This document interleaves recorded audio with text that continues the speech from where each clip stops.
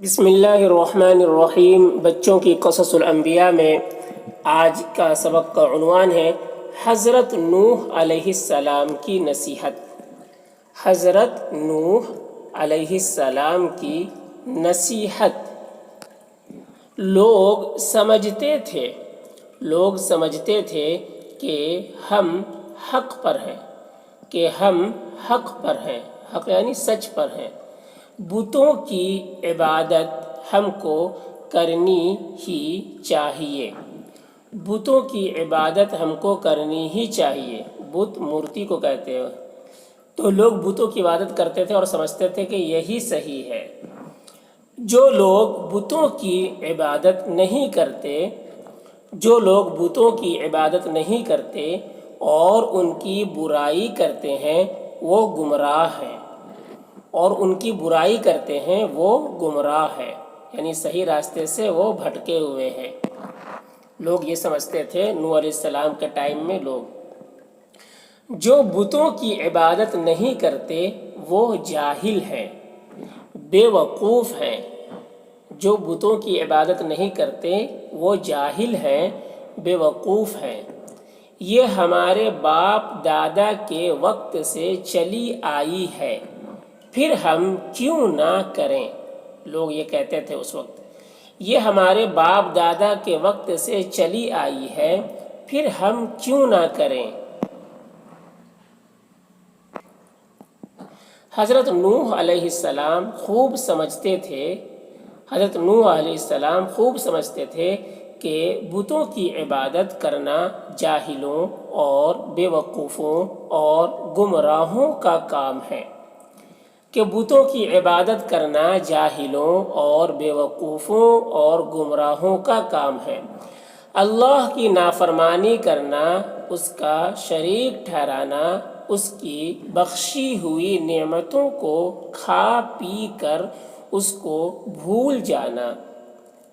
اللہ کی نافرمانی کرنا، اس کا شریک ٹھہرانا، اس کی بخشی ہوئی نعمتوں کو کھا پی کر، بخشی ہوئی نعمتوں، بخشی یعنی مطلب دینا، اس نے جو نعمتیں دی ہے اس کی بخشی ہوئی نعمتوں کو کھا پی کر اس کو بھول جانا، اس کی یاد سے غافل رہنا پرلے درجہ کی احسان فراموشی ہے۔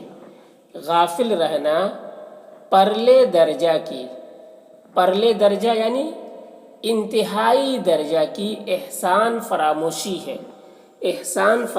فراموش مطلب احسان کو بھلا دینا، یعنی غافل رہنا پرلے درجے کی احسان فراموشی ہے۔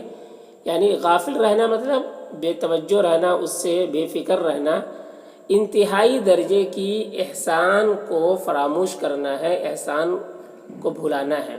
یعنی اللہ نے جو نعمت، جو احسان کی ہے اس کو ناقدری کرنا اس کی۔ غافل رہنا پرلے درجہ کی احسان فراموشی ہے۔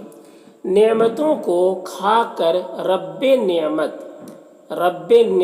یعنی رب کی نعمت، یعنی اللہ کی نعمت، رب نعمت کو بھول جانا کفران نعمت ہے۔ کفران نعمت یعنی نعمت کی ناشکری، کفران مطلب ناشکری، کفران نعمت ہے۔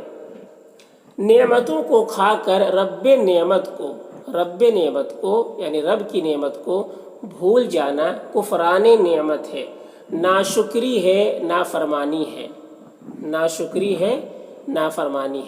حضرت نوح علیہ السلام کو معلوم تھا کہ بت کس نے ایجاد کیے، اس کا بانی کون ہے۔ حضرت نوح علیہ السلام کو معلوم تھا کہ بت کس نے ایجاد کیے، اس کا بانی کون ہے۔ انہی کے باپ دادا ہیں جو خود گمراہ ہوئے اور اپنی اولاد اور نسل در نسل کو گمراہ کر گئے۔ انہی کے باپ دادا ہیں، یعنی انہی کے باپ داداؤں نے ایجاد کیا ہے، جو خود گمراہ ہوئے اور اپنی اولاد اور نسل در نسل یعنی ایک سلسلہ نسل در نسل کو گمراہ کر گئے۔ حضرت آدم جو ان سب کے باپ ہیں، حضرت آدم جو ان سب کے باپ ہیں، وہ صرف مذہب اسلام لے کر آئے تھے، وہ صرف مذہب اسلام لے کر آئے تھے۔ وہ مذہب ایسا صاف چشمہ تھا، وہ مذہب ایسا صاف چشمہ تھا کہ جو اس میں نہاتا وہ نکھر جاتا، کہ جو اس میں نہاتا وہ نکھر جاتا۔ وہ ایسا صاف چشمہ تھا۔ چشمہ کسے کہتے ہیں؟ یعنی جس زمین کے جس حصے سے پانی ابلتا ہے، پانی نکلتا ہے، اس کو چشمہ کہتے ہیں، ٹھیک ہے، پانی نکلتا ہے۔ تو وہ مذہب ایسا صاف چشمہ تھا کہ جو اس میں نہاتا، جو اس چشمے میں نہاتا تو وہ نکھر جاتا۔ افسوس اس صاف چشمہ کو ان کی اولاد نے کیسا گندلا کر دیا ہے۔ افسوس اس صاف چشمہ کو ان کی اولاد نے کیسا گندلا کر دیا ہے۔ گندلا یعنی میلا کر دیا ہے، کہ جو اس میں نہائے اور گندا ہو جائے، کہ جو اس میں نہائے اور گندا ہو جائے۔ شیطان کی پیروی کر کے اس کا کہا مان کر خود ڈوبے اور اپنی اولاد کو بھی لے ڈوبے۔ شیطان کی پیروی کر کے اس کا کہا مان کر خود ڈوبے اور اپنی اولاد کو بھی لے ڈوبے۔ یہ ان کی عقل ہے کہ پتھروں کو پوجے، یہ ان کی عقل ہے کہ پتھروں کو پوجیں،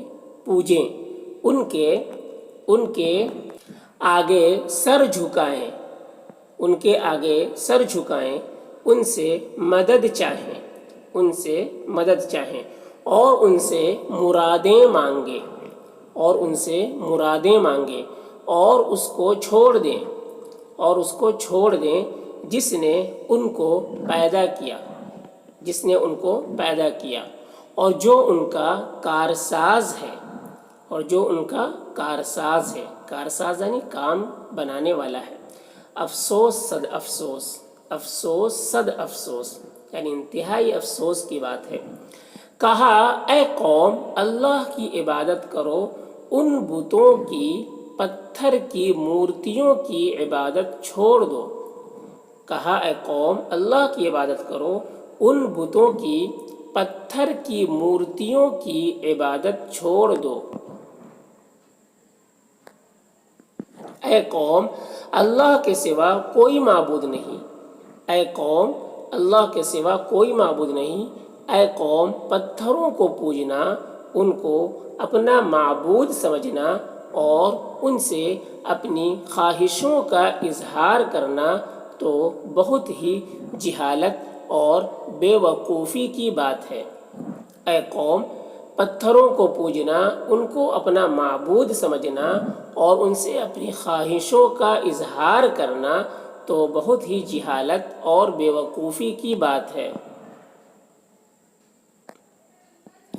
حیرت ہے کہ تم اپنے کو عقل مند سمجھتے ہو اور حرکتیں ایسی کرتے ہو کہ بچے بھی نہ کریں گے۔